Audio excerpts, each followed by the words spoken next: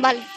নমস্কার, আমি টিচার থেকে বলতেছি। আমি অর্থন। আমি এখন নীল সাগরে আছি। এখানে অনেক রাইডার আছে। আমি এখন ওই রাক্ষসের মুখে আছি। এখানে অনেকগুলো ছোটদের রাইডার আছে। এই নীল সাগরের এখানে অনেক রকমের অনেক ধরনের শাপলা ফুল আছে, দেখুন।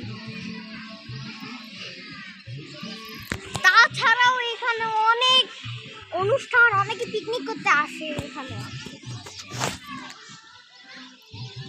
আমরা এখানে উঠেছি। এখন আমরা এখানে এসেছি এই শুধু উদিচির কারণে। উদিচির পক্ষ থেকে আমরাও এসেছি, আমিও উদিচি। এখানে অনেকে আসে, অনেকে ঘুরতে আসে, অনেকে দোলনায় চড়ে। ওকে, এটুকুই ছিল।